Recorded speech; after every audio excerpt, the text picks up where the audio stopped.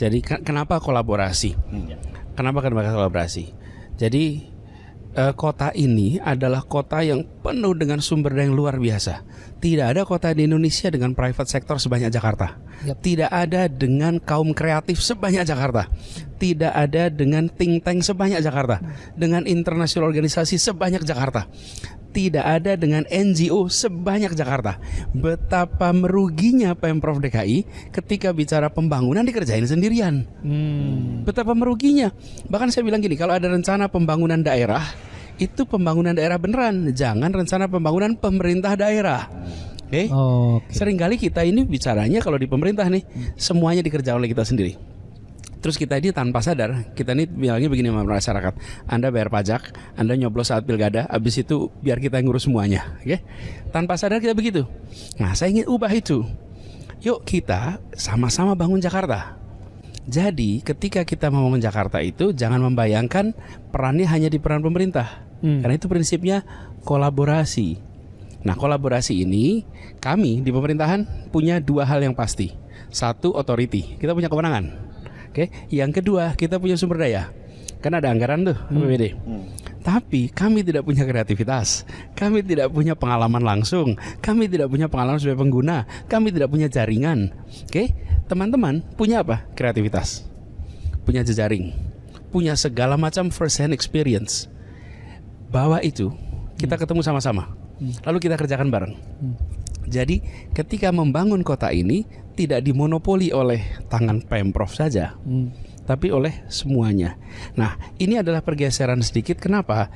Dulu itu maksudnya 30 tahun yang lalu, 40 tahun yang lalu, masyarakat kita memang belum maju, belum berkembang, yang terdidik belum banyak, NGO belum banyak, think tank belum banyak, maka perannya ya pemerintah yang paling besar.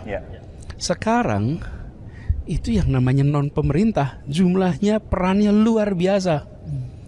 Jadi kami melihat kalau Jakarta mau maju, maka tampung, ajak semua untuk kerja bersama. Dan kolaborasi ini beda dengan konsultasi. Kadang-kadang gini, pemerintah udah kolaborasi, udah bikin apa? Bikin forum konsultasi. Itu mah konsultasi. Kita tanya apa pendapatnya, terus tetap kita yang ngerjain.